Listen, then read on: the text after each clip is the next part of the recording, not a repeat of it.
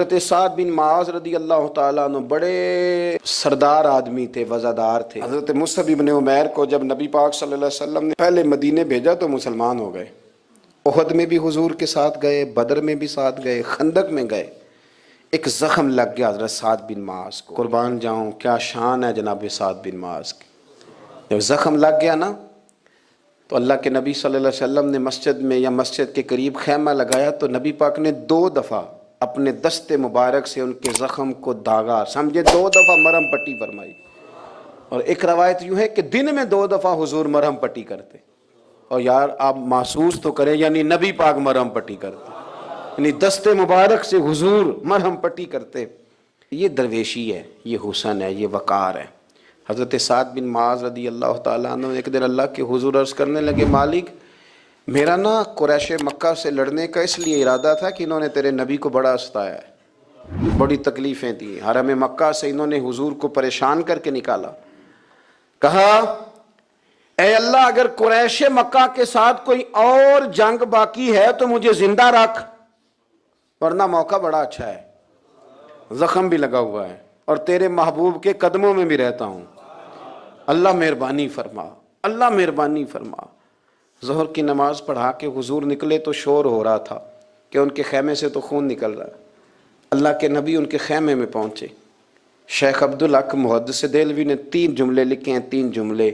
کہ جب حضور آئے تو حضرت سعد بن معاذ کے سرانے نبی پاک بیٹھ گئے تو حضرت سعد نے 3 باتیں کی۔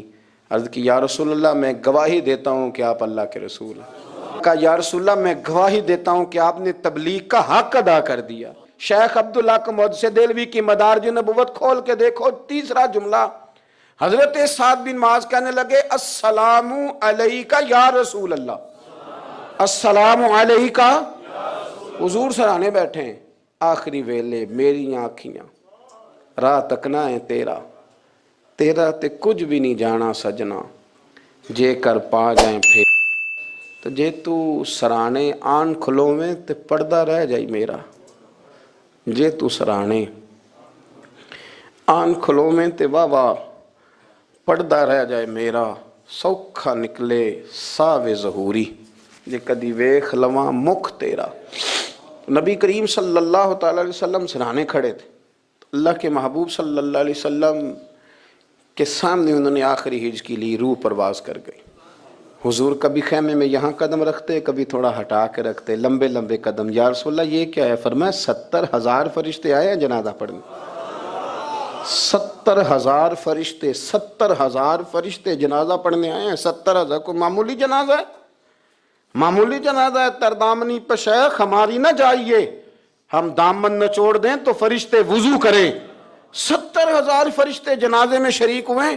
یہ واحد صحابی ہیں جن کے جنازے کو میرے نبی نے کندھا عطا فرمایا ہے، حضور نے کندھا دیا۔ مجھے یوں لگتا ہے یہ جنازہ عرش کے قریب پہنچ گیا تھا، اس لیے کہ رسول کریم نے کندھا عطا فرمایا ہے۔ دیکھو جو میدان جہاد میں دعائیں مانگیں شہادت کی، جو جذبے پیدا کریں شہادت کے، ان درویشوں کا کمال دیکھو۔ میرے رسول کریم علیہ السلام کے 2 جملے اور سنیں۔ حضور فرمانے لگے سعد کی وفات سے نا اللہ کا عرش ہل گیا ہے۔ جب ان کو دفن کر کے لوگ واپس آئے تو کہتے ہیں نبی پاک اتنے آنسو بہا رہے تھے کہ داڑھی پہ گر رہے تھے۔ اور ایک شخص نے آ کے کہا حضور یہ میں نے قبر کی مٹی دیکھی ہے، سعد کی تو قبر سے بھی خوشبو آتی۔ بن مالک کہتے ہیں ایک ظاہر نام کے صحابی تھے، غریب آدمی تھا، تھوڑی سی ترکاریاں، تھوڑے سے پھل، تھوڑی سی سبزی گاؤں سے سر پہ رکھ کے لاتا۔ چھابڑی فروش کہتے ہیں آپ، ریڑی والا۔ وہ غریب آدمی گاؤں سے سبزیاں لاتا اور لا کے نہ مدینے والے محبوب کو تازی سوغاتیں گاؤں کی دیتا، اور حضور اسے شہر کی چیزیں دیتے۔ اور حضور پتہ کیا فرماتے؟ یعنی یہ غریب آدمی کو عزت دینے کا رنگ ہے۔ نبی پاک فرماتے یہ میرا دیہاتی ہے، میں اس کا شہری ہوں۔ حضور صحابہ کے بیچ بیٹھ کے کہتے یہ سجن ہے میرا، یہ میرا پرنڈو ہے، میں اس کا شہری ہوں۔ حضور اس سے باتیں کرتے، صحابہ کہتے ہیں وہ بھی اس طرح کے سوال جواب کرتا کہ حضور ہنس پڑتے۔ ہم نہ کبھی حضور پریشان ہوتے تو انتظار کرتے کہ آج وہ دیہاتی آ جائے نا، ظاہر نام تھا اس کا۔ اب یہ مسند امام احمد بن حنبل میں موجود ہے کہ وہ نہ چونکہ گاؤں سے اپنی چیزیں بیچتا تھا، لا کے سر پہ رکھ کے لاتا تھا، چھابڑی والا تھا، ریڑی والا تھا، نبی پاک صلی اللہ تعالی علیہ وسلم نا ایک دن مدینے کے بازار سے گزر رہے تھے تو وہ دکان پہ کھڑا ہے، اپنی چیزیں بیچ رہا ہے، شہر کی خرید رہا ہے۔ یہ کام آج پیر صاحب نہیں کرتے، یہ مولوی صاحب نہیں کرتے، یہ کام ایس ایچ او بھی کوئی ہو جائے تو وہ بھی نہیں کرتا، اس لیے کہ پھول لگے ہوئے ہیں۔ سنو میرے یارو، یہ رنگ ہے غریبی کے اندھیروں سے نکالنے والا، یہ رنگ ہے فقیر کو غلام کو عزت دینے والا۔ وہ اپنے دھیان خریداری کر رہا ہے۔ صحابہ کہتے ہیں نبی پاک نے اسے دیکھ لیا بازار میں سے تو حضور نہ ہلکے ہلکے قدم اٹھانے لگے۔ یار نہیں یار کے لیے اٹھاتا، چھپتا چھپاتا پہنچتا ہے۔ او یار میں نہیں بات کر رہا چیف آف آرمی سٹاف کی، میں نہیں بات کر رہا وزیر اعظم اور صدر کی، میں ملک کے صدر کی بات نہیں کر رہا، میں رسولوں کے امام کی بات کر رہا ہوں، میں رب کے نائب مطلق کی بات کر رہا ہوں۔ وہ فرشتے جن کا جلوہ دیکھنے کے لیے ترسیں اور اللہ کی بارگاہ میں عرض کریں کہ تیرا محبوب آ رہا ہے معراج پہ تو 2 منٹ ملیں گے زیارت کے لیے، نبی صفیں باندھ کے مسجد اقصی میں انتظار کریں۔ او غریبو، تمہیں جو روشنی مدینے والے رسول نے دی تمہیں کوئی لیڈر نہیں دے سکتا۔ چپ کے حضور گئے، وہ ترکاریاں بیچ رہا ہے، چھابڑی والا ہے، ریڑی والا ہے، ریلی والا، اور میرے بھائی کمال کر دیتے ہیں، وہاں پہنچا دیتے، اٹی والی تیری خیر ہوگی۔ او بھائی کیا انداز ہے! میرے رسول پاک نے نا پیچھے سے جا کے نا تو اس کی آنکھوں پہ ہاتھ رکھ دیا۔ یہ کام یار کرتے ہیں یاروں کے ساتھ، یہ سجن کرتے ہیں۔ اور میں یہ سمجھا ہوں کہ حضور نا تنہائی میں بڑا پیار کرتے تھے، جب وہ گھر میں حاضر ہوتا تھا، مسجد میں حاضر ہوتا تھا تو پیار کرتے تھے۔ آج سونے نے سوچا کہ میں اس یاری کا بازار میں اعلان کروں، آج لوگوں کو پتا چلے کہ میری غریب سے دوستی ہے تو یہ چھپی ہوئی نہیں، آج چوک میں بازار میں اعلان ہونا چاہیے کہ میرا یہ غریب چھابڑی والا سجن ہے۔ حضور نے آنکھوں پہ ہاتھ رکھا اور ہاتھ رکھ کے فرمایا پہچان بھلا میں کون ہوں؟ نہیں، اپنی بولی چ گل کرنے۔ حضور فرمایا بوجھ ہاں بھلا میں کون ہاں، او بوجھ ہاں بھلا میں کون ہاں۔ حضور صلی اللہ علیہ وسلم نے فرمایا بتا، قربان جائیں۔ حضرت انس کہتے ہیں یوں لگتا ہے کہ فرشتے جمع ہو گئے اس وادی میں۔ اس نے نا اپنی کمر پیچھے کی اور حضور کے علم نشرہ کے سینے سے رگڑنے لگا، کہنے لگا سوڑیاں تو جس گلی سے گزرے تو خوشبو نہیں مجھے تیرا ایڈریس بتاتی ہے۔ حضور خوشبو بتا رہی ہے، میرے رسول ہیں۔ نبی پاک صلی اللہ تعالی علیہ وسلم نے نا ایک اور خوش طبی کی، یار سے شغل کر ایک اور خوش طبی کی نبی پاک نے۔ رنگ کالا، غربت کا یہ عالم کے اپنے سر پہ رکھ کے سودے بیچتا ہے، قربان جاؤں۔ نبی پاک صلی اللہ علیہ وسلم خوش طبی نہیں کرتے، خوش طبی لوگ ایک دوسرے سے۔ تو نبی پاک صلی اللہ علیہ وسلم نے بازو پکڑ کے کہا او بھائی میں نے یہ بندہ بیچنا ہے، کوئی خریدے گا؟ نرخ بازار محبت کا انوکھا ہو گیا، خود خریداروں میں شامل آ کے مولا ہو گیا، کوئی خریدے گا؟ حضرت انس کہتے ہیں ان باتوں پہ لوگ ہنس رہے تھے، مسکرا رہے تھے، لیکن پھر اس نے اس خریدنے کے جواب میں جو جملہ کہا تو سارے رو پڑے۔ نبی پاک نے جب کہا کوئی خریدے گا تو اس نے چہرہ پیچھے کیا، صرف چہرہ، رو کے کہنے لگا سونیا مجھے تو اپنا نام بھی نہیں لکھنا آتا، یہ تو بندہ نواز ہے تو کرم فرماتا ہے، مجھے تو نیڑے کوئی نہیں بٹھاتا، میرا نہ روپ ہے نہ رنگ ہے نہ شکل ہے نہ کوئی اور میرے پاس خوبی، مجھے کون خریدے گا؟ لوگ تو ملازم بھی رکھتے ہیں تو پڑھے لکھے اور سیانے رکھتے ہیں، مجھے کون خریدے گا؟ اب اس بات پہ جب لوگ روئے تو میرے نبی پاک نے یوں پکڑا، وہ کہندے نہیں میں تیرا سجن ہوں تینوں کوئی پرواہ نہیں، نبی پاک نے یوں کندھا پکڑا اور اس کا رخ پھیرا اور پھر سینے سے لگا، فرمایا چپ کر، یہ تو نہیں کیا کہا کہ مجھے کون خریدے گا؟ فرمایا تو رب رسول سے پیار کرتا ہے، بندوں کی نظر میں تیری قدر ہو نہ ہو، میرے رب کی نظر میں تیری بڑی قیمت ہے، بڑی قدر و قیمت ہے، بڑی جب تک بکے نہ تھے کوئی پوچھنا نہ تھا، تو نے تو خرید کر ہمیں انمول ہی کر دیا، تو نے تو خرید کر ہمیں، میں صحیح کہتا ہوں، تو نے تو خرید کر ہمیں، تو نے تو خرید کر ہمیں۔ لائنوں میں لوگ کھڑے ہیں پھول لے کے، گاڑی کے پیچھے بھاگ رہے ہیں، گاڑیاں چوم رہے ہیں، میرے سنگیوں کے ہاتھ چوم رہے ہیں، کبھی پلٹ کے دیکھتا ہوں تو سوچتا ہوں وہ میں گلیاں دا روڑا کوڑا، اے مینو محل چڑھایا جی سانجا، میں گلیاں دا روڑا کوڑا، جب تک بکے نہ تھے کوئی پوچھتا نہ تھا، تو نے خرید کر ہمیں انمول کر دیا، وقت مکمل ہو گیا ہے، پر میرا دل کرتا ہے ایک بات اور کروں، ایک بات اور کروں، ایک بات۔ مسلم شریف میں اس حدیث کی اصل موجود ہے، باقی کتابوں میں۔ ایک صحابی ہیں، نام ہے جلابیب، رنگ کالا، ہونٹ موٹے، ناک چپٹی، کوئی پاس نہیں بٹھاتا، پوچھنے والا کوئی نہیں۔ حضرت جلابیب رضی اللہ تعالیٰ عنہ، لوگوں کو نام بھی نہیں آتا ہوگا زیادہ لوگوں۔ حضرت جلابیب رضی اللہ تعالیٰ عنہ خوبصورت صحابی، غریب آدمی، صحابی خوبصورت، بظاہر رنگ روپ کالا۔ ایک جنگ میں بھی حضور کے ساتھ گئے، جنگ ختم ہو گئی، کچھ صحابہ شہید ہوئے، اللہ نے اسلام کو، مسلمانوں کو کامیابی دی۔ سارے لوگ اپنے اپنے شہیدوں کو تلاش کر رہے ہیں۔ صحابہ کہتے ہیں نبی پاک بھی کسی کو ڈھونڈ رہے ہیں، سب لوگ ڈھونڈ رہے تھے، حضور بھی کسی کو ڈھونڈ رہے ہیں۔ پھر نبی پاک نے فرمایا سارے مل گئے، سب شہداء کی مقدس میتیں مل گئیں، زخمی مل گئے، حضور سارے مل گئے۔ حضور نے فرمایا ایک دفعہ پھر ڈھونڈو۔ حضور ڈھونڈ آئے ہیں، سارے مل گئے، فرمایا نہیں ایک بار پھر ڈھونڈو۔ حضور مل گئے، نبی پاک نے فرمایا مجھے جلابیب نہیں نظر آ رہا، وہ نہیں مل رہا مجھے۔ حضور آپ اسے ڈھونڈ رہے تھے؟ فرمایا ہاں۔ ایک صحابی پھر گئے، دوڑے آئے، حضور وہ نہ مل گئے، حضرت جلابیب شہید ہو گئے۔ حضور یہ ان کی لاش مبارک پڑی ہے۔ کریم رسول گئے تو صحابی کہنے لگے حضور یہ 7 لاشیں کافروں کی ہیں، ایک لاش حضرت جلابیب رضی اللہ تعالیٰ عنہ کی ہے۔ حضور وہاں کھڑے ہیں۔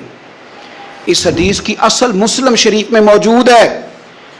میرے نبی پاک صلی اللہ تعالیٰ علیہ وسلم نے فرمایا دیکھو میرا بہادر 7 کافروں کو قتل کر کے شہید ہوا ہے، یہ 7 کو قتل کر کے شہید ہوا ہے۔ یہ لفظ حدیث پاک کے، میرے نبی پاک صلی اللہ علیہ وسلم نے اس شخص کو جس کو ڈھونڈنے والا بھی کوئی نہیں، لاش اٹھانے والا بھی کوئی نہیں، اس وقت ان کا اپنا موجود بھی کوئی نہیں، یہ لفظ حدیث کے، رنگ کالا، بندہ غریب، دیکھو حضور نے کیسے اندھیرے سے نکالا۔ اللہ کے رسول سرانے کھڑے ہوئے، اور اتنے اعلیٰ لفظ نہیں ملتے، امام حسین کے لیے ملتے ہیں، چند اور لوگوں کے لیے ملتے ہیں، ہر ایک کے لیے نہیں ملتے۔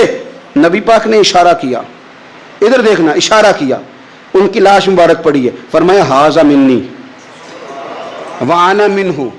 یہ نہیں فرمایا یہ جنت میں گیا ہے، یہ نہیں فرمایا پکا جنتی ہے، بلکہ فرمایا ھذا منی۔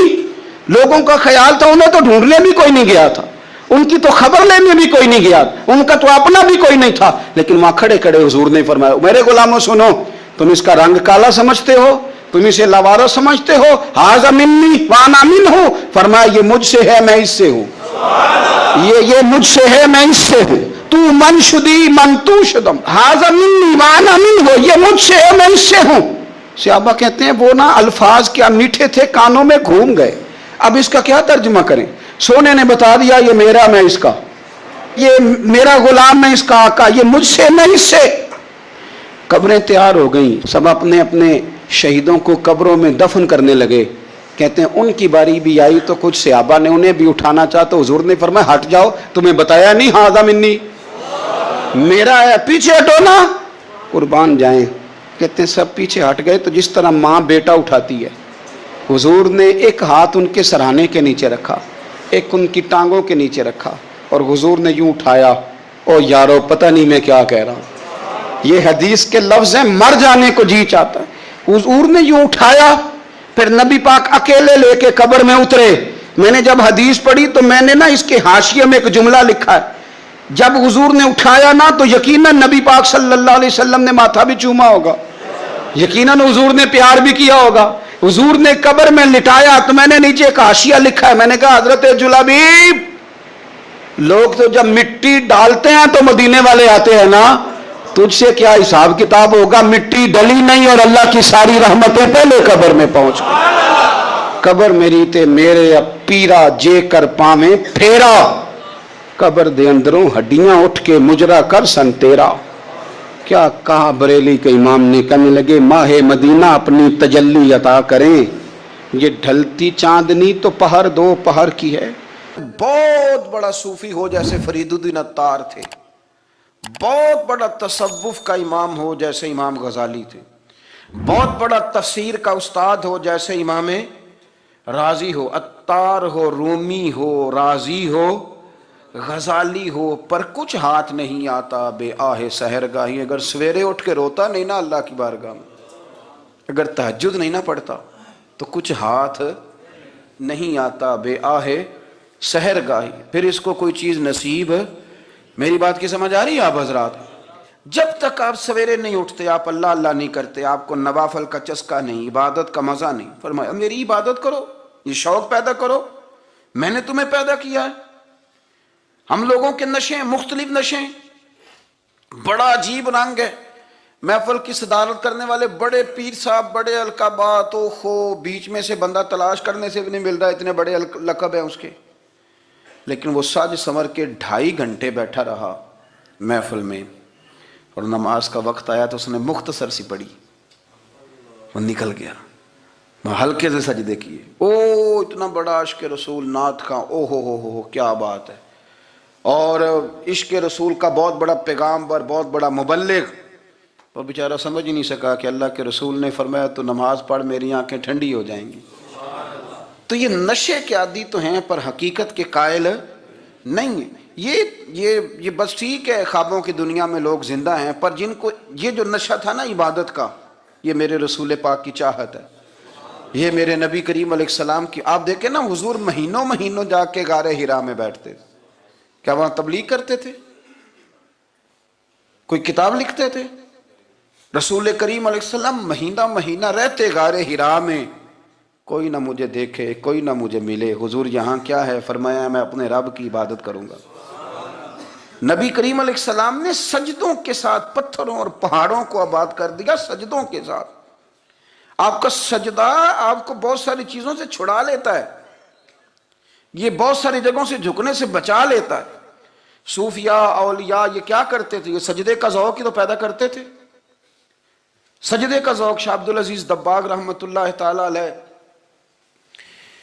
اپنے مریدوں سے فرمایا کرتے تھے کہ اگر تم پکے نمازی بن جاؤ نا, تہجد گزار ہو جاؤ, تو میرے پاس آنا جانا چھوڑ دینا. عرض کی حضور کیوں؟ فرمایا میں تمہارے اور رب رسول کے رستے میں رکاوٹ نہیں بننا چاہتا, اب میرا مقصود ہے تمہیں وہاں تک پہنچانا. جب پہنچ گئے تو پھر میری ضرورت ختم ہو گئی. ہاں کبھی وسوسہ آئے, شک پیدا ہو, تکلیف ہو تو آنا, ورنہ میں نہیں چاہتا کہ میں رکاوٹ بنا رہوں. تم اللہ اللہ کرو, اس مالک کو راضی کرو. میرے رسول پاک علیہ وسلم نے فرمایا بندہ اللہ کے سب سے قریب اس وقت ہوتا ہے جب وہ سجدے کی حالت میں ہوتا ہے. کس کے قریب ہوتا ہے؟ اللہ کے سب سے قریب ہوتا ہے. وہ بڑا نیڑے ہے رب کے, بڑا قریب ہے, اس لیے کہ وہ حالت سجدہ میں. وہ جب سجدے کرتا ہے نا اس کی بارگاہ میں, جب جھک جاتا ہے. آپ ذرا سجدے کی کیفیت دیکھیں نا, زبان بھی یہاں ہے, آنکھ بھی یہاں ہے, کان بھی, عقل بھی ساری, اس نے سارا کچھ رکھ دیا سجدے میں. آپ وہ کبھی پیچھے جائیں تو دیہاتوں میں کہا جاتا تھا ناک سے نکیریں نکالو, بہت بڑی سزا ہوتی تھی نا, ناک سے نکیریں نکالو, بڑی سزا ہوتی تھی. تو اس نے کہا مالک مجھے کسی نے کہا نہیں, پر دیکھنا میں نے رکھ دی ساری عقل سجدے میں, اور رکھ کے کہا کیا سبحان ربی یا اللہ, اللہ میں پست ہوں تو اعلیٰ ہے, اللہ تو میرا رب ہے اور تو سب سے اعلیٰ. اتنا. اور فرمایا جب یہ اس کیفیت میں ہوتا ہے تو پھر یہ اپنے رب کے قریب ہوتا ہے. کثرت عبادت, نوافل. ہمارے ہاں عمرے کی قرآن اندازی محفلوں پہ ہونے لگ گئی ہے, حالانکہ حدیث سے ثابت نہیں. میں دوستوں سے کہتا ہوں جائز ہے, کرنی چاہیے, عمرے کی قرآن اندازی جائز ہے, پر کسی حدیث میں نہیں آئی کہ قرآن اندازی کرو عمرہ کرو. حدیث میں قرآن اندازی یہ آئی ہے کہ نبی پاک علیہ السلام نے فرمایا تمہیں پتہ چل جائے نا پہلی صف کا ثواب کتنا ہے, تم قرآن اندازی کرو. عمرے کی قرآن اندازی کا تو پوسٹر چھپتا ہے, تو یہ والی قرآن اندازی کب ہونی ہے؟ ہونی چاہیے کہ نہیں؟ حضور نے فرمایا تمہیں پتہ چلے کہ اس کا ثواب کتنا, تو تم قرآن اندازی کرو, تم قرآن ڈالو. جب آپ نماز پڑھ رہے ہوتے ہیں, جب آپ کا مصلی آباد ہوتا ہے, صلاح الدین ایوبی ایک بزرگ سے ملاقات ہو گئی, بیت المقدس پر قبضہ تھا عیسائیوں کا. تو صلاح الدین بڑے پریشان تھے. بابا جی کہنے لگے پتر کیا ہوا؟ کہنے لگے حضور پتہ چلا ہے دشمن کے 2 بحری بیڑے اسلحہ لے کے آ رہے ہیں. مسلمان پہلے ہی کمزور ہیں، اور اب اگر 2 بحری بیڑے اور آ گئے تو حضور مسئلہ بن جائے گا۔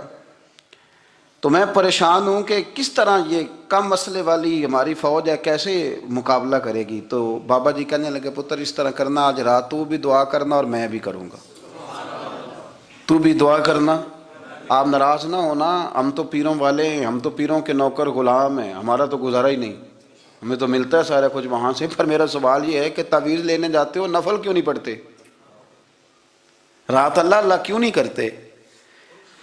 یہ بھی تو ہمارے بزرگوں کا ہی طریقہ ہے، انہوں نے تو ہمیں سکھایا ہے۔ صلاح الدین ایوبی سے بزرگوں نے کہا کہ رات آج نا اللہ اللہ کرنا تو میں تیرے لیے دعا کروں گا، تو بھی دعا کرنا۔ تو بندہ جب دکھی ہوتا ہے تو سجدہ کرتا ہے تو پھر ہی تو مصلی بھیگ جاتا ہے، پھر ہی تو مزہ آتا ہے۔ سکھی بندہ تو کعبے جا کے نہیں روتا، دکھی تھے، تکلیف تھی تو سر رکھا سجدے میں تو تڑپ گئے۔ اور وہ بابا جی کہتے ہیں میں مسجد آیا تو صلاح الدین چیخیں مار کے رو رہا تھا اور کہہ رہا تھا مالک میں کوئی اپنی شان کے لیے تو نہیں نہ لڑ رہا، اللہ کو میں کوئی قبضوں کے لیے تو نہیں لڑ رہا، مالک تیرے لیے لڑ رہا ہوں، مجھے بے آبرو نہ کرنا، میری مدد فرمانا۔ کہتے ہیں میں آیا تھا کہ مسجد میں دعا کروں گا، پر صلاح الدین ایوبی کو روتے دیکھا تو میں لوٹ گیا۔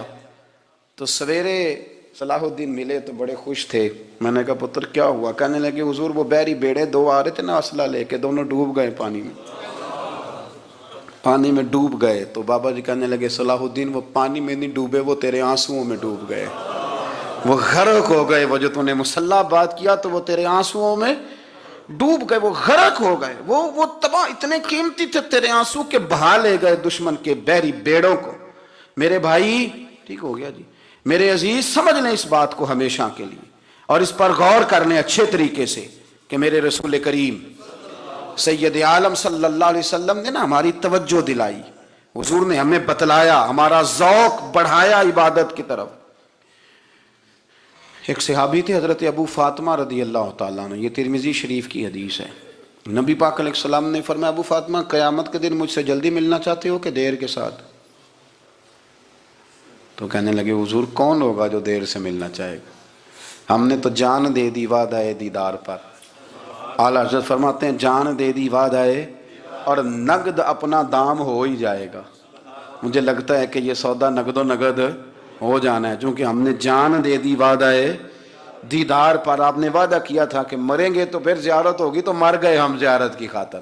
جان دے دی وعدہ دیدار پر تو نقد اپنا دام ہو ہی جائے گا۔ اے رضا ہر کام کا ایک وقت ہے، دل کو بھی آرام ہو ہی جائے گا۔ تو حضرت ابو فاطمہ رضی اللہ تعالیٰ عنہ سے نبی پاک صلی اللہ علیہ وسلم نے فرمایا جلدی ملنا چاہتے ہو کہ دیر سے؟ عرض کی حضور فٹافٹ ملنا ہے، میں نے قیامت کے دن آپ سے جلدی ملنا ہے۔ تو نبی پاک علیہ السلام نے فرمایا پھر اس طرح کرنا، دنیا میں رہ کے سجدے زیادہ کرنا، پھر سجدے زیادہ کرنا، قیامت میں ملاقات جلدی ہو جائے گی، قرب ملے گا تمہیں۔ اپنے بچوں کے اندر دیکھیں نا، ہم شوق پیدا کرتے ہیں، ہمیں صحیح لفظ نہیں بولنے آتے پر ہم بچوں میں شوق پیدا کرتے ہیں کہ پتر ڈاکٹر بن جائے گا تو بڑا نفع کرے گا، تو لوگوں کی خدمت کرے گا، ملک و ملت کی خدمت کرے گا، تیرے ابا کا نام روشن ہوگا، تیرے دادا کی تعریفیں ہوں گی۔ ہم یہ ذوق پیدا کرتے ہیں، ہم اپنے نوجوانوں کے اندر یہ فکر پیدا کرتے ہیں، انہیں ہم سمجھاتے ہیں کہ میاں جب تم پڑھو گے، محنت کرو گے تو فلاں آدمی کی طرح تمہارا نام ہوگا۔ یہ جتنا ذوق ہم بچوں کے اندر ان چیزوں کا پیدا کرتے، ہمیں حکم ہے کسی طرح ہم ذوق پیدا کریں کہ پتر نماز پڑھے گا تو اللہ راضی ہو جائے گا، تو سجدہ کرے گا۔ دیکھیں نا میرے رسول کریم علیہ السلام نے فرمایا 7 سال کے بچے کو مسجد لے کے جاؤ، یعنی اسے شوق دلاؤ، اس کے اندر یہ خاصیت پیدا کرو کہ اس کا دل کرے مسجد میں جانے کا، اس کے اندر یہ خصوصیات لاؤ کہ وہ ہمارے ہاں نا ہر چیز کو پرموٹ کیا جا رہا ہے، ہر چیز کو، یعنی سر سنگیت سکھانے کے لیے اکیڈمیاں بن گئی ہیں، ہر شے پرموٹ ہو رہی ہے، عبادت کا جذبہ کم ہوتا جا رہا ہے، اللہ اللہ کا ذوق ہمارے اندر نہیں رہا۔ اور اتنا مشکل ہم نے اپنے لیے بنا لیا ہے کہ وہ بندہ جو بڑی زبردست مذہبی گفتگو کر رہا تھا اور تگڑی بات کر رہا تھا، کیا بات ہے، لیکن نماز کے بارے میں کمزوری دکھا جاتا ہے، نوافل کے بارے میں وہ چپکے سے نکل جاتا ہے۔ امام احمد بن حنبل رحمۃ اللہ تعالی علیہ مسند امام احمد بن حنبل 14 جلدوں میں ہے مارکیٹ میں، اور مجھے تو خیر پسند ہی بڑی ہے، میں نے تو کئی دفعہ پڑھی ہے۔ اور کیا بات ہے امام احمد بن حنبل کی، کیسے تگڑے قسم کے محدث تھے، اور اللہ نے کتنا انہیں اعزاز عطا فرمایا ہوا تھا۔ یہ کوڑے بھی کھاتے تھے دین کی خاطر، سارا کرتا لہو سے بھر بھی جایا کرتا تھا، بڑا اعزاز والا شخص تھے، بڑے اعزاز والے۔ حدیثیں جمع کرنا، حدیثیں لکھنا، حدیث پڑھانا، سارا دن رہتے تھے۔ کہہ سکتے تھے کہ میں کر تو رہا ہوں کام، اور حدیث بھی موجود ہے کہ عالم عابد سے افضل ہوتا ہے، پر اس کے باوجود امام احمد بن حنبل رحمۃ اللہ علیہ 300 نفل فرض نمازوں کے علاوہ پڑھا کرتے تھے، 300 نوافل روز پڑھا کرتے تھے۔ ان کے بیٹے نے کہا ابا جی مکان خریدنا ہے تو کوئی جگہ کہاں کر کے لوں، بہت ساری آبادیاں، تو فرمایا پتر وہاں لینا جہاں مسجد قریب ہو۔ میرے رسول کریم سید عالم صلی اللہ علیہ وسلم اتنا پسند کرتے مسجد کو، اتنا پسند کرتے نماز کو، کہ رسول کریم صلی اللہ علیہ وسلم تہجد کی نماز بھی پڑھتے، پھر حضور فجر کی نماز بھی پڑھتے، نبی پاک وتر کو الگ کر کے پڑھتے، عشاء کے ساتھ نہیں پڑھتے۔ یہ تو ہم اس لیے اجازت دی ہمارے بزرگوں نے کہ بعد میں اٹھے گا کون علیحدہ وتر پڑھنے کے لیے، عشاء کے ساتھ پڑھ لے۔ وتر پڑھتے، تہجد پڑھتے، فجر پڑھتے، اشراق پڑھتے، چاشت پڑھتے، پھر مغرب کی نماز کے بعد 6 رکعت اوابین پڑھتے، پھر رات کو صلاۃ اللیل پڑھتے۔ سیدہ عائشہ صدیقہ کہتی ہیں زمانہ سو جاتا اور میرے رسول مصلی بچھا کے کھڑے ہو جاتے، او یار کھیتی باڑی کر کے نہیں، محنت مزدوری کر کے نہیں۔ جناب عائشہ کہتی ہیں میں یہ بھی دیکھتی کہ حضور ایک آیت شروع کرتے تو ساری رات اسی کو پڑھتے، اور میری نظر جاتی تو قدم مبارک پہ ورم آ جاتا۔ یار نماز پڑھ کے اتنی مشقت کر کے، اتنی جد و جہد کر کے ورم آ گیا، یا رسول اللہ اتنی محنت کیوں کرتے ہو؟ فرمایا افلا اکون عبدا شکورا، کیا میں اپنے رب کا شکر گزار بندہ نہ بنوں؟ صحابہ کا ذوق عبادتوں کا، ریاضتوں کا، تلاوتوں کا، طبیعت ہے ان کی، وہ ایک دوسرے کو، حضرت مولا علی شیر خدا کرم اللہ تعالی وجہ الکریم کے زمانے میں روم کے بادشاہ نے کہا یار یہ مسلمانوں کا پتہ تو کرو، یہ آخر کیوں اتنے زیادہ مجاہد ہیں؟ اس زمانے میں جاسوس بھیجنے کا مزاج تھا، اب تو جاسوس پکڑا جاتا ہے، اب تو جاسوس، اور جاسوسی کا شوق ویسے آج بھی ہے۔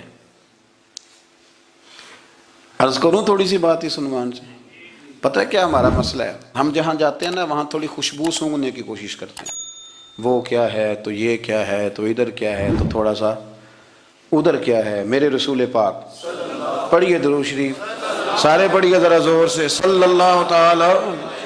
نبی پاک علیہ السلام نے فرمایا جاسوسی نہ کرنا ورنہ تم بندوں کو خراب کر دو گے، اور فرمایا اس طرح نہ ہو کہ تم کسی کے اب کھول نہ نکلو تو تمہارے پہلے کھول جائیں۔ یہ جو ذوق ہے نا یہ ختم کریں، چھوڑیں، مطلب آپ کس چکر میں پڑے ہوئے ہیں، اتنی زیادہ توجہ کرنے کی کیا ضرورت ہے؟ نیک کام سے کام رکھیں، اس میں بندہ تھوڑا سا نا آسان رہتا ہے۔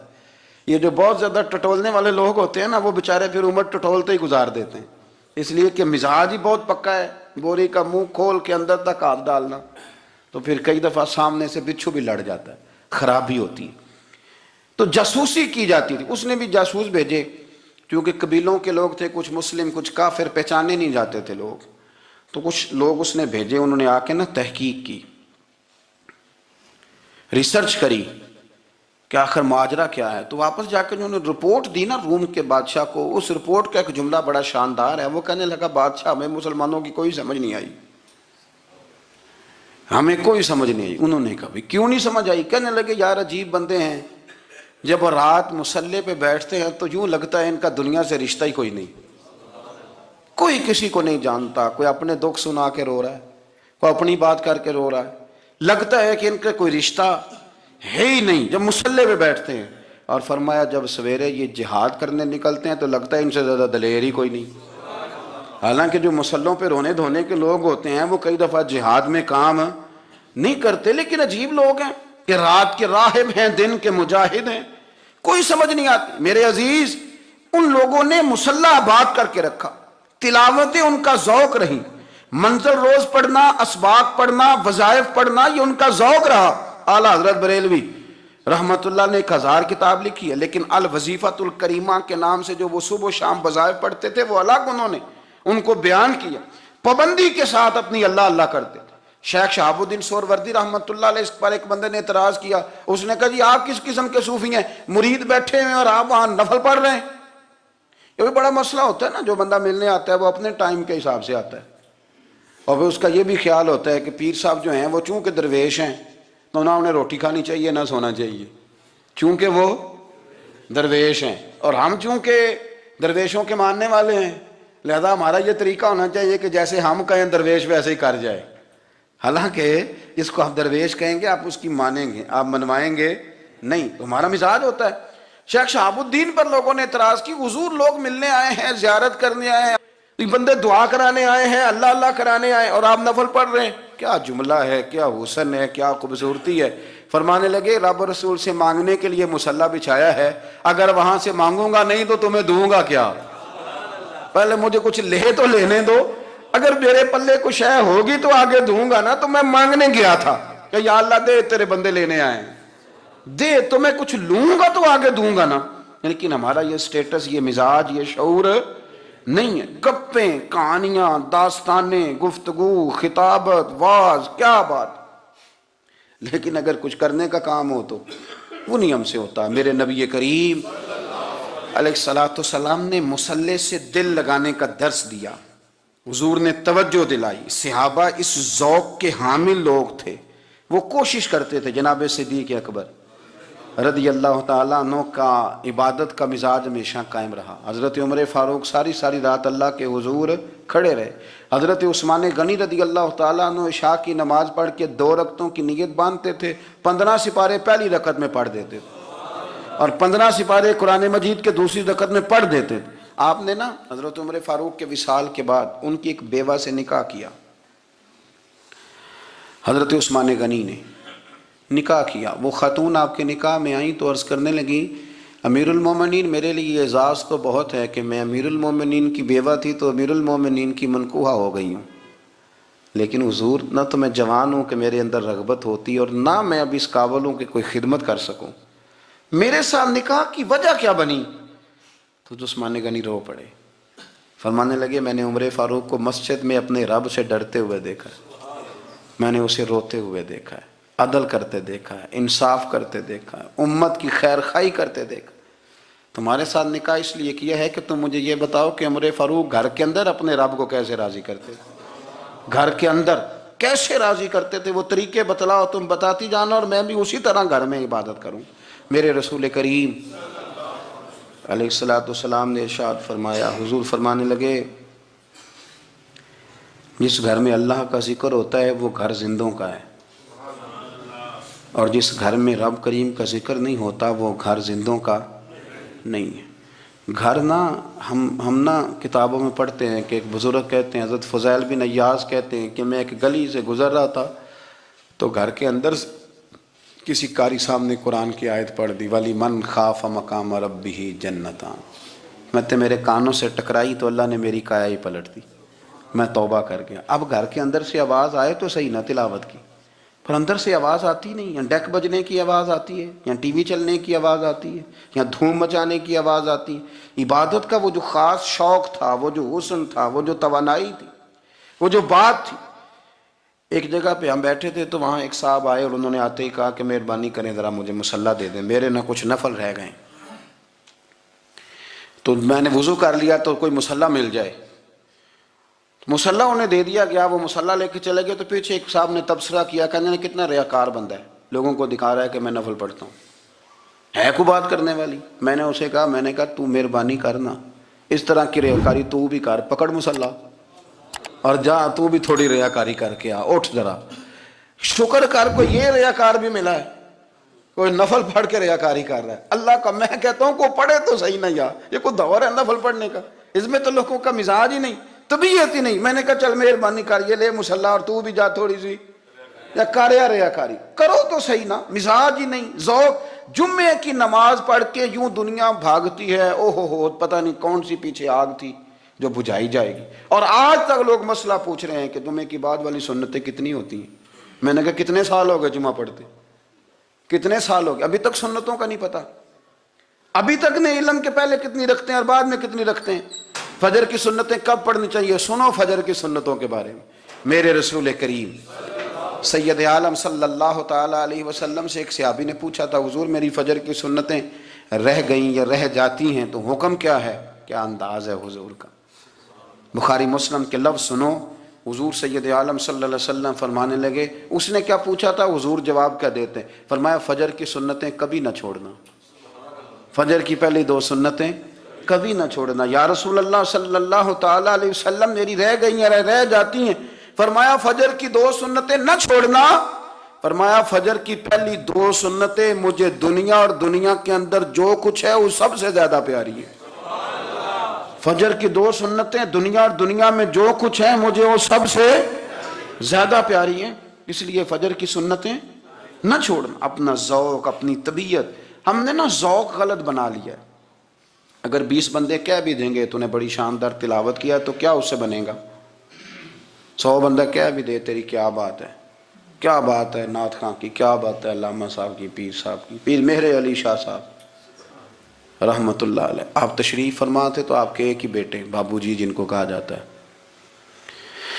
جس دن صاحبزادے پیدا ہوئے تو خادم نہ وہاں سے نکلا۔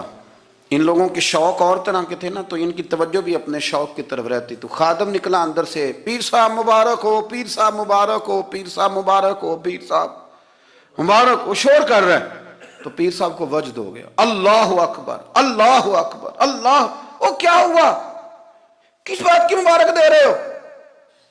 عرض کی حضور اللہ نے بیٹا دیا ہے۔ تو آپ فرمانے لگے اچھا حضور آپ کیا ہوا، آپ تو پریشان ہو گئے۔ فرمانے لگے جب تو نے 3 دفعہ کہا نا مہر علی کو مبارک ہو تو میں سمجھا تھا شاید تجھے کسی نے بتا دیا ہے کہ مہر علی سے اللہ راضی ہو گیا۔ میں سمجھا تھا کہ شاید تو یہ خبر لے کے آیا ہے کہ کسی نے بتایا ہے کہ مجھے آج خبر ملی ہے کہ مہر علی سے رب اچھا پتر ہوا ہے، الحمدللہ اللہ کا شکر ہے، پر میرے لیے مبارک کا دن وہ ہوگا جب میرا رب کہے گا کہ میں مہر علی سے راضی ہوں، میرے محبوب کہیں گے کہ میں مہر علی سے۔ آپ بات کو سمجھیں، شوق ہی کسی اور طرف تھا، دل ہی کہیں اور لگا ہوا تھا، طبیعت ہی کہیں اور مائل تھی۔ کوئی وظیفہ پوچھتے تھے تو پڑھتے تھے وہ لوگ، کچھ اللہ اللہ انہیں بتائی جاتی تھی تو کرنے کا ذوق رکھتے تھے، طبیعت تھی، قائل تھے۔ حضرت ربیع کہتے ہیں میں بڑی دور سے سفر کر کے گیا حضرت اویس کرنی سے ملنے، بڑی دور سے، اور جب میں پہنچا تو فجر کا وقت تھا، تو حضرت اویس کرنی کو میں نے پا لیا، تو وہ نماز پڑھ کے نا قرآن شریف لے کے بیٹھ گئے۔ فرماتے ہیں اشراق چاشت کا وقت ہوا تو نفلوں کی نیت باندھ لی۔ محدث ابن الجوزی نے لکھا ہے، فرماتے ہیں پھر جب زوال کا وقت ہوا تو مسجد میں جھاڑو دینے لگ گئے۔ زور کی نماز پڑھ کے تو عصر کی تیاری تک وہ مسجد میں بیٹھے رہے، اور میرے نبی پاک علیہ السلام نے فرمایا جو نماز کے انتظار میں بیٹھا ہو وہ نماز ہی میں ہے، وہ نماز ہی میں ہے۔ فرمایا میری دنیا، میری امت کی جو رہبانیت ہے نا وہ اتنی ہے کہ نماز کا انتظار کرے، اذان کے بعد نماز کا یہ راہب ہیں، یہ اس وقت چھوڑ کے بیٹھے ہیں سارا کچھ۔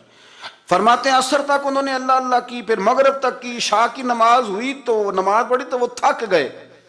اب مجھے وہ فارغ ہوں مصلی چھوڑے تو میں ملاقات کروں نا، یہ آپ حیران نہ ہو کہ اتنی دیر بندہ کیسے اللہ اللہ کر، ہم نے کی نہیں نا اس لیے ہم پریشان ہیں۔ جو عادی ہوتے ہیں وہ کر بھی لیتے ہیں، وہ یہ کام، میری بات کی سمجھ آ رہی ہے؟ پورا فتنہ دنیا کے اندر آ گیا ہے۔ وہ فتنہ کون سا ہے؟ عقل کو زیادہ استعمال کرنے کا فتنہ، کہ یہ چیز میری عقل نہیں مانتی لہذا میں قبول نہیں کرتا۔ وہ لوگ پھر آہستہ آہستہ دور نکل جاتے ہیں۔ دین اسلام روحانی دین ہے، تو بعض عقلی دلائل جن سے بندے کو پوری طور پر سمجھایا جا سکے، سکھایا جا سکے، حضرت ابراہیم علیہ السلام ان کا بار بار بیان فرماتے ہیں۔ دیکھیں حضرت ابراہیم علیہ السلام بار بار اپنی قوم کو نشاندہی کرتے، بتاتے کہ یہ جن چیزوں کو تم رب مانتے ہو یہ اس قابل نہیں ہیں، اور آپ نے اس کے کئی مظاہر بیان کیے۔ کئی آپ نے ان سے کہا کہ ان بتوں کی پوجا کرتے ہو جو نہ نفع دے نہ نقصان دے، ان کے سامنے جھکتے ہو، نہ تمہاری آواز سنے نہ بات سنے۔ دنیا میں ڈھیر ساری بت پرستی ہے آج بھی، اور مسلمانوں کو حاجت ہے کہ وہ قرآن مجید کی آیات کو یاد کریں، حضرت ابراہیم علیہ السلام کے ان دلائل توحید کو وہ ازبر کریں۔ اقبال کہنے لگے کہ اگرچہ بت ہیں جماعت کی آستینوں میں، مجھے ہے حکم ازاں لا الہ الا اللہ، اور کہنے لگے یہ دور اپنے ابراہیم کی تلاش میں ہے۔ صنم کدا ہے جہاں لا الہ الا اللہ، اور بہار ہو کہ خزاں لا الہ الا اللہ۔ ہر مقام پر عقیدہ توحید کو بیان کرنے کی حاجت ہے، اس حوالے سے کہ پوری دنیا میں تیزی کے ساتھ وہ لوگ جو صرف اور صرف اور اپنی عقل کی بنیاد پر چیزوں کو سمجھنا چاہتے ہیں، وہی کی بنیاد پر نہیں، معاذ اللہ۔ وہ دیکھ لیں آپ، جگہ جگہ بت پرستی ہو رہی ہے، اور بڑے بڑے پڑھے لکھے لوگ، میں نے میلاد شریف کے موقع پر دوستوں سے کہا تھا کہ ایسا نہیں ہے کہ وہ لوگ پڑھے لکھے نہیں، بڑے بڑے پڑھے لکھے پی ایچ ڈی اسکالر، بڑے بڑے ایم فل کے مقالے لکھنے والے، ماسٹر کی ڈگریاں رکھنے والے ایسے بیوقوف ہیں کہ خود جا کے کہتے ہیں بت خانے میں، معاذ اللہ، کہ ایک بت دے دو، رنگ یہ والا ہو، وزن اتنا کو ہو، جگہ اتنی ہے، اتنی کو جگہ پہ پھیٹا آ جائے، اور پھر وہ گھر لے کے جاتے ہیں تو مرمت کرانے بھی لاتے ہیں، کہتے ہیں آنکھ نکل گئی دوبارہ لگا دو۔ کیسے بیوقوف ہو، اس کو معاذ اللہ خدا بنائے ہوئے ہو، جس کے بارے میں تمہارا یہ گمان ہے کہ یہ ہمارا رب ہے، معاذ اللہ، اور تم اس کو مرمت کرانے لائے ہوئے ہو، اس کا رنگ اتر گیا اور رنگ کرانے لائے ہوئے ہو۔ میں، آپ یقین کریں، کبھی کبھی محو حیرت ہو جاتا ہوں، میں سوچتا ہوں ہم لوگوں کو محنت کر کے دین حاصل کرنا پڑتا تو بڑا مشکل تھا۔ بڑے بڑے پڑھے لکھوں کی عقلوں پہ پردے پڑے ہوئے ہیں، یہ تو خدا نے رحمت کی ہے، پیدا ہی اس ماں کی گود میں ہوئے ہیں جس نے پیدا ہوتے ہی کہا بیٹا پڑھو بالغ الغلا بکمالہ کاشفت دجا بجمالہ حسنت جمیع خصالہ صلو علیہ وآلہ۔ ہمارے ہاں تو لوریاں ہی حضور کی نعتوں کی، اللہ تبارک و تعالیٰ کی توحید کی ملی، اس پر سجدہ شکر ادا کرنا چاہیے، ورنہ بڑے بڑے سمجھدار کہلانے والے لوگ اڑے ہوئے۔ تو حضرت ابراہیم خلیل اللہ علیہ السلام کو اللہ تبارک و تعالیٰ نے بڑی عظمتوں، رفعتوں، بلندیوں اور شانوں کے ساتھ مالا مال فرمایا، چونکہ ان کا اتنا زیادہ ذکر ہے قرآن پاک کے اندر، احادیث صحیحہ کے اندر، حضور کے مقدس فرامین کے اندر۔ تو حضرت ابراہیم علیہ السلام کی سیرت مبارکہ ہمیں سیکھنی چاہیے۔ ایک تو قرآن مجید جو ہمیں ان کے تذکرے سناتا ہے، بتاتا ہے، اس پر ہمیں توجہ دینی چاہیے، اور ایک یہ کہ دیکھنا چاہیے کس چیز کے اوپر زیادہ ان کا مزاج تھا۔ تو حضرت ابراہیم علیہ السلام کی زندگی میں ایک بات بڑی خاص ہے، وہ یہ ہے کہ ان کا توکل بڑا مضبوط تھا، بھروسہ بڑا مضبوط تھا۔ ہمارے ہاں ٹوٹتے بکھرتے لوگوں کے خیالات، اور جس چیز سے سب سے زیادہ لوگ پیچھے ہٹتے جا رہے ہیں معاذ اللہ تعالیٰ، وہ یقین کی کمزوری ہے، عدم اعتماد۔ یعنی آپ نے سوٹ پہن لیا ہے، آپ نے اپنی مرضی کا رنگ پسند کیا ہے، آپ نے اپنی مرضی کے درزی سے سلوایا ہے، آپ نے اپنے طریقے سے اسے استعمال کیا ہے، لیکن پھر بھی آپ چاہتے ہیں کہ ہر بندہ کہے بڑا اچھا لگ رہا ہے، جب تک 100 بندہ نہ کہے طبیعت مطمئن ہی نہیں، سارے نہ جب تک کہے مان، کسی ایک نے کوئی بات کر دی تو جناب ہو سیانا بیانا نوجوان پڑھا لکھا وہ کہتا ہے پتہ کرو میں ٹھیک نہیں لگ رہا، پھر آپ چھوڑ دیں، اتنے کمزور ہو جائیں گے آپ۔ یہی حال اللہ ماشاءاللہ خواتین کا ہے، اس طرح تو انسان دن بدن کمزور ہوتا ہے۔ 95 لوگوں نے آپ کی تعریف کی، 4-5 لوگوں نے تنقید کر دی، تو اتنوں کو تو کرنی بھی چاہیے تھی، اگر نہ کرتے تو نظر لگ جاتی۔ 2-4 تو ویسے بھی ہونے چاہیے، تبھی تو انسان جچتا نظر آتا ہے۔ تو میرے بھائی اتنا زیادہ جو لوگ کمزور پڑ جاتے ہیں، توکل سے نکل آتے ہیں، اور پھر ذرا حالات خراب ہوئے نہیں، ذرا، ساری زندگی میٹھا کھانے کو ملا، بڑے خوش تھے، بڑے اچھے تھے، لیکن اس میٹھے میں سے ایک بادام کڑوا نکل آیا، صرف ایک بادام، تو کیا آپ اس سارے میٹھے کو ہی غلط کہہ دیں گے؟ وہی نکل ہی آتا ہے، کبھی کچھ ایسا ہو بھی جاتا ہے، نہ چاہتے بھی ہو جاتا ہے، موڈ خراب کر لیں گے آپ، حد کر دیں گے۔ میں ایک دفعہ ایک ہوٹل میں تھا، دوستوں کے ساتھ کھانے کے لیے انہوں نے پیغام دیا، تو پلیٹ آ گئی کھانے والی، تو وہ تھوڑی صاف نہیں تھی، تو صاحب نے تو جلال شروع کر دیا، وہ ویسٹ کوٹ سیدھی کرتے جائیں اور کہیں او ہو تمہیں پتہ ہی کوئی نہیں، پیسے کس بات کے لیتے ہو، بلاؤ مینیجر کو، پلاؤ فلانے کو، حد نہیں کر دینی۔ تو باقی سب انہیں سمجھا رہے تھے تو میں ہنس رہا تھا، وہ آ گئے بیچارے، تو میں نے ان سے کہا آپ جائیے، اللہ تعالیٰ خیر کرے گا، ہم ان کو راضی کر لیتے ہیں۔ بات مکمل ہوئی تو مجھے کہنے لگے آپ جو ہنسے ہیں اس سے مجھے غصہ آیا ہے۔ میں نے کہا آپ کو غصہ ہی دلانے کے لیے میں ہنسا تھا، او خدا کے بندے، 4000 روپے کی تو نے روٹی کھانی ہے، اور جتنی گھر میں تیری بات مانی جاتی ہے وہ میرا خیال ہے ہمیں پتہ ہی ہے. یہ آپ جو جھوٹا انا کا بت بنا رہے ہیں نا، جھوٹا، یہ آپ کے اندر کی کمزوری کو ظاہر کر رہا ہے کہ آپ کمزور آدمی ہیں. آپ کو جھوٹا پریشر ڈال کے عزت بنانے کا شوق ہے. آپ باتوں کے سہارے جان بوجھ کے اپنا قد اونچا کر رہے ہیں. یہ قد آپ کا ہے نہیں، اس لیے کہ قد اونچا ہوتا تو یہ تو ہلکی سی پلیٹ کی بات ہے. اور آپ نے ایک آدمی کو جس طرح سے رسوا کر دیا، ابھی وہ جائے گا، اس کی کلاس لگ جائے گی، ہو سکتا ہے اس کی تنخواہ کٹ جائے، ممکن ہے بیچارے کو چھٹی ہو جائے. اگر آپ کا قد اونچا ہوتا تو پھر رنگ اور ہوتا.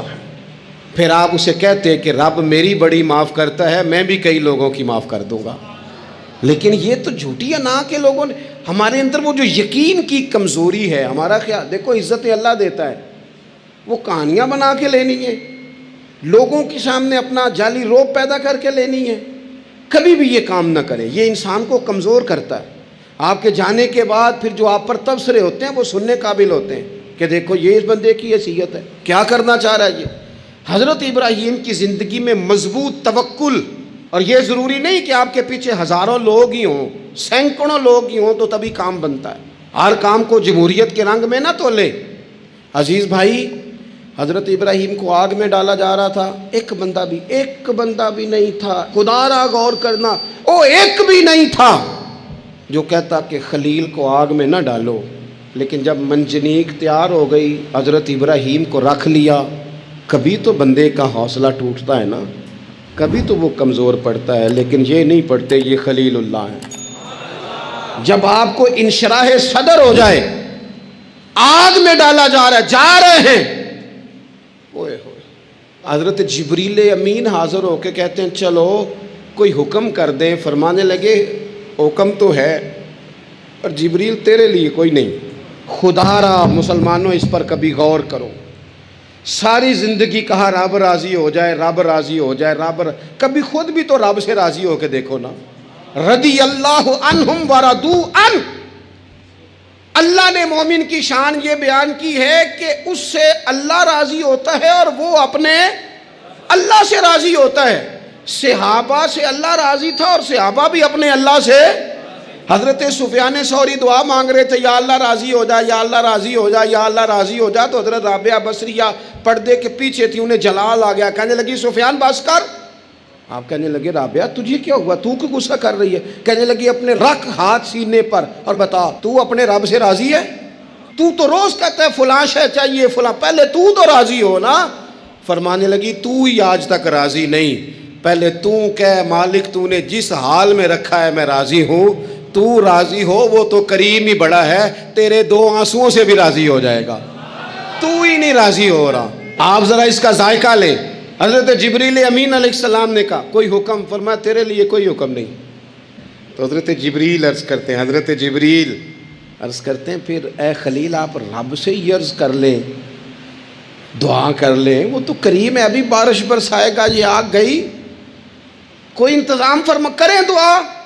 کبھی تو راضی رہیں نا ہم رب کی تقسیم پر، کبھی تو ٹھہرے نا کہ ٹھیک ہے دکھ قبول محمد بخشا. اوے راضی رہن پیارے، او کبھی تو کہے نا کہ جے سونا ہی میرے دکھ وچ راضی، پھر میں سکھ نو چلے ڈاواں. کبھی تو کہے نا اگر اس نے بیمار کیا تو قبول ہے مجھے بیماری، اگر اس نے غریبی دی ہے تو قبول ہے، اگر نہیں اس نے اولاد دی تو قبول ہے. کبھی تو راضی ہونا. حضرت ابراہیم سے جناب جبریل نے کہا اللہ سے دعا کر لیں. تو پلٹ کے دیکھا حضرت خلیل نے، ان کو منجنیق میں رکھا گیا ہے، آگ میں ڈالے جا رہے ہیں، اللہ سے دعا کر لیں. تو پلٹ کے دیکھا سامنے آگ ہے، آسمان سے باتیں کر رہی ہے.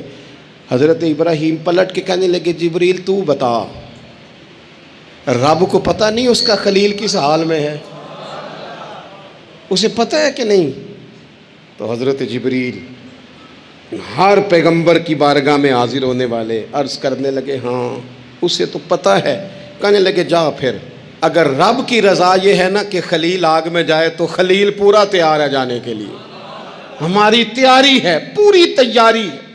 جس حال میں وہ چاہتا ہے ہم اس حال میں رہنے کو تیار ہیں. اور دکھ قبول نے محمد بخشا. بس دعا کرو راضی رہن پیارے. اگر وہ اس حال میں راضی رکھنا چاہتا ہے تو شکوہ کس بات، شکایت کس بات؟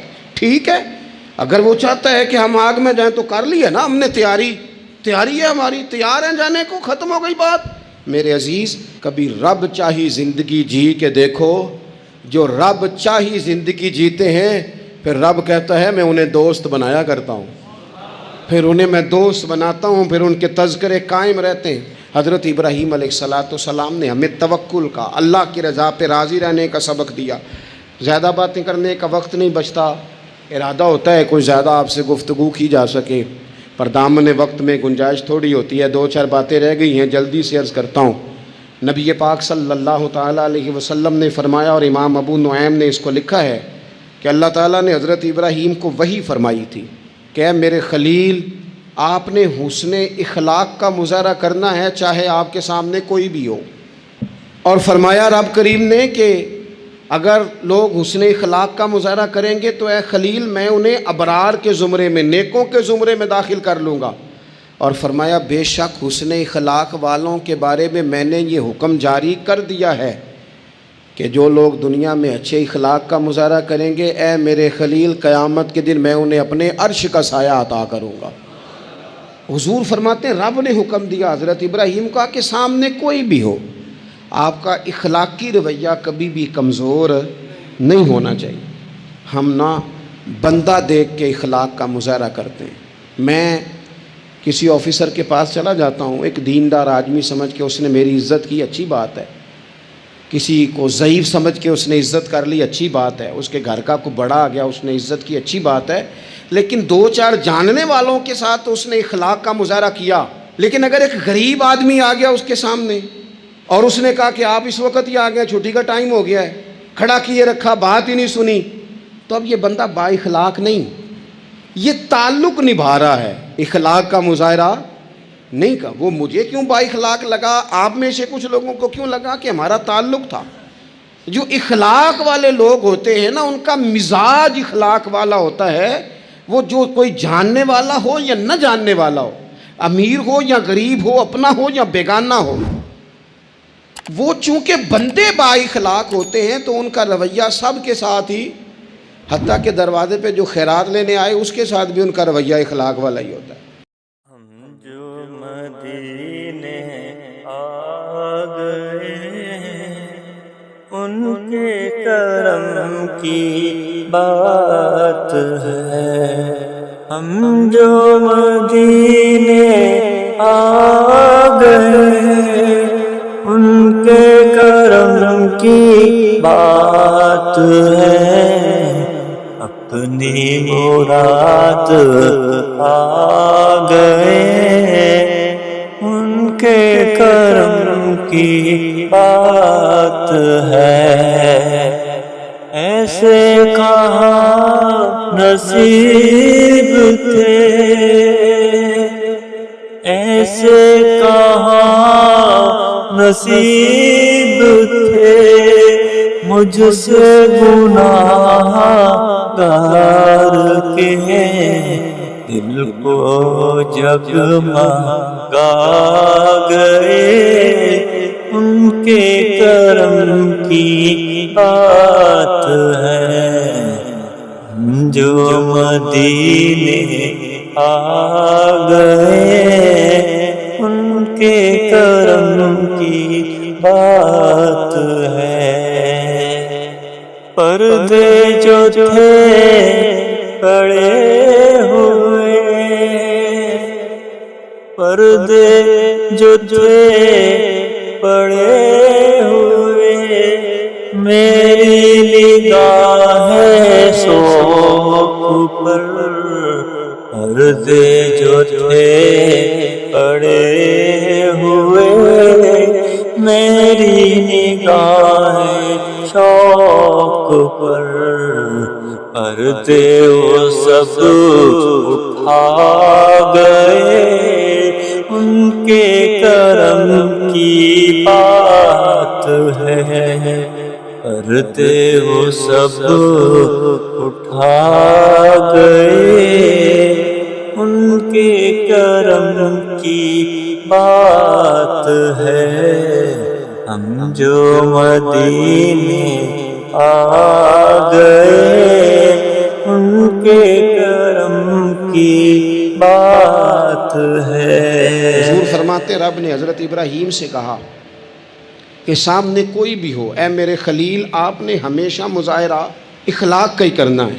حضرت ابراہیم علیہ السلام کی زندگی میں ایک بات اور بہت زیادہ تھی، وہ تھا مقام تسلیم و رضا، ہر وقت بات ماننا، اپنے رب کی رضا کی ہر بات۔ ایک لفظ آپ بڑے ذوق سے پڑھا کرتے تھے، حسبنا اللہ و نعم الوکیل، کہتے تھے میرا رب ہی میرے لیے کافی ہے اور وہ بڑا ہی کارساز ہے، میں نے اپنے مالک کی ہر بات کو ماننا ہے۔ اللہ نے جو والا حکم حضرت خلیل کو دیا نا، اسے سونا کر کے صحیح کر کے۔ ہمارے ایک استاد تھے، وہ کہا کرتے تھے اپنے شاگردوں کو، کہتے تھے پتر لولے لنگڑے کام نہ کریا کرو۔ استاد جی کیا مطلب؟ وہ کہتے تھے کام تنگ ہو کے بھی ہو ہی جاتا ہے اور خوش ہو کے بھی ہو ہی جاتا ہے، چہرے پہ شکن ڈال کے بھی ہو جاتا ہے، راضی ہو کے بھی ہو۔ استاد کو ستا کے بھی سبق سنائی دینا ہے اور خوش ہو کے بھی، تیاری کر کے بھی۔ والد کی بات ماننی ہے، اماں نے کام پہ بھیجا مان تو لینا ہی ہے، لیکن پہلے کہنا ہے آپ بڑے کو کہتے نہیں، ساری ذمہ داریاں میری ہیں، ہر بوجھ میرے اوپر ہے، ڈیوٹیاں ساری میں نے ہی کرنی ہیں، فلانا ایسے ہے، فلانا ایسے ہے۔ میں نے خانقاہوں آستانوں پہ شاگردوں میں دیکھا ہے، لوگ شرطیں رکھ کے فرما برداری کرتے ہیں، شرطیں رکھ کے کہتے ہیں پہلے میری مرضی کے مطابق نظام ہو تو پھر میں آستانے کا، استاد خانے کا فرما بردار ہوں، کیونکہ میری مرضی کا نہیں لہٰذا میں فرما بردار۔ یہ لولا لنگڑا نظام ہے۔ جو نظام ہوتا ہے تسلیم و رضا کا، اس میں بندہ بس کام جو کرتا ہے تو ہنس ہنس کے کر لیتا ہے، پھر بڑا تھکاوٹ والا کام بھی ہو بندہ ہنس ہنس کے کرے تو اسے وہ کام بوجھ محسوس نہیں ہوتا، اس کو صحیح کر کے کریں۔